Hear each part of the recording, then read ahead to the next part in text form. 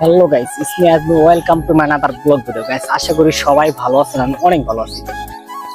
তো আসলে বিকালবেলা এখানে আসার উদ্দেশ্য হলো সেটা হলো যে এখানে আর কি যখন সূর্যটা অস্ত যায় তখন এই যে জিনিসটা অনেকটা খুবই ভালো লাগে। যখন এই জায়গা দিয়ে সূর্যটা অস্ত যাবে তখন আর কি জিনিসটা কুয়াকাটা যেরকম আমরা উপলব্ধি করতে পারি, যেমন একবারে পুরো আকাশটা লাল হয়ে যায়। তো এখানে আর কি জিনিসটা এই আর কি এখানে আসলে আর কি দেখা যায় জিনিসটা। তো ওটা দেখার জন্য আর কি সন্ধ্যাবেলা আমি এখানে আসার উদ্দেশ্য আর কি।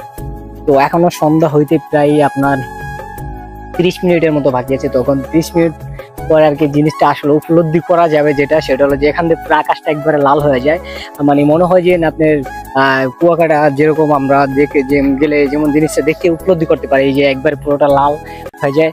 যারা অ্যাডভেঞ্চার প্রিপারেশনদের যারা আর কি অ্যাডভেঞ্চার পছন্দ করে তারা এই মুডটা সবচেয়ে বেশি মিস করে।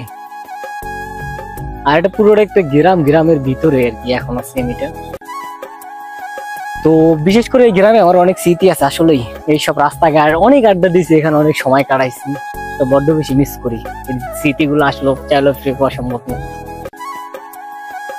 তো সন্ধ্যাবেলা আসার উদ্দেশ্য কিন্তু এটা দেখার জন্য কিন্তু এখনো আমাকে 30 মিনিটের মতো ওয়েট করা লাগবে। এখানে 30 মিনিট পরে ওই জিনিসটা উপলব্ধি করা যাবে।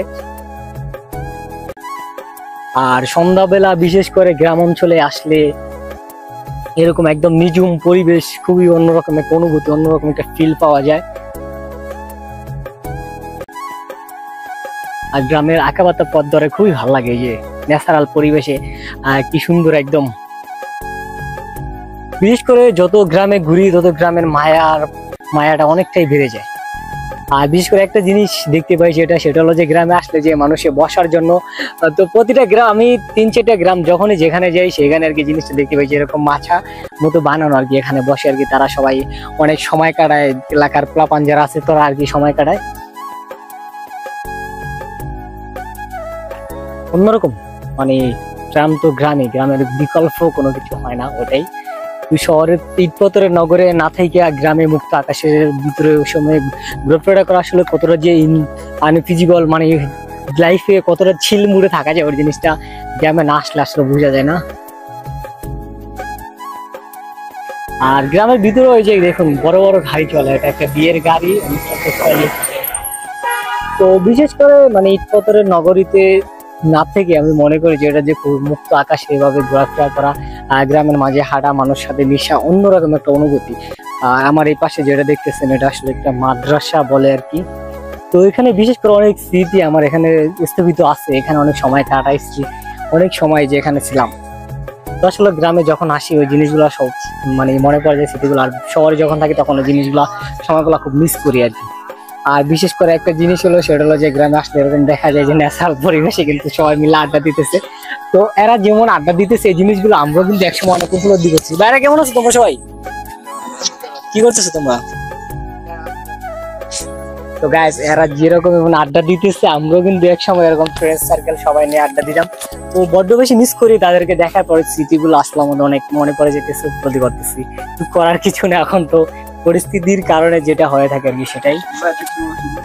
আর এই যে এরা এরকম 3-4 জন আমরাও সবাই মিলে অনেক আড্ডা দিতাম এইখানে, এই থেকে অনেক স্মৃতি আমাদের বাড়িতে উপলব্ধি করে আছে। তো চাইলে আসলে ওই জিনিসগুলো ফিরে যেতে পারতেছি না, কারণ শৈশব হারিয়ে ফেলে যারা একবার, তখন ফিরে যাওয়া আসলে পসিবিলিটি হয় না। আর যদি বিশেষ করে আমাদের গ্রামের দেখাই যে দেখো কত সুন্দর আমাদের গ্রাম, আর ভিলেজটা খুবই ভালো লাগবে দেখবার মতো। এমন চারদিকে সবুজ, মাঝখানে ঘেরা, সবুজের ভিতরে আর কি একদিন তো রোড যেটা আর কি সেটা।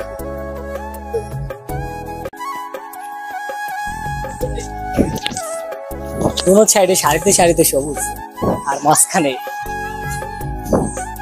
দিয়ে রাস্তা, মানে অন্যরকম একটা ভিউটা গাইস একবার এক কথায় জাস্ট ভিউটা দেখুন আপনি, খুবই অন্যরকম একটা ভিউ এখানে। কিন্তু সামনে থেকে বাচ্চারা কি করতেছে,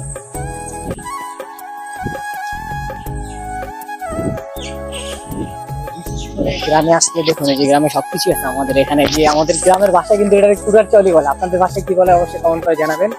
যেটা কুড়ার চলি বলে এগুলো আর কি গরুর খাবারের জন্য আর কি উৎপাদন করে থাকে যেটা।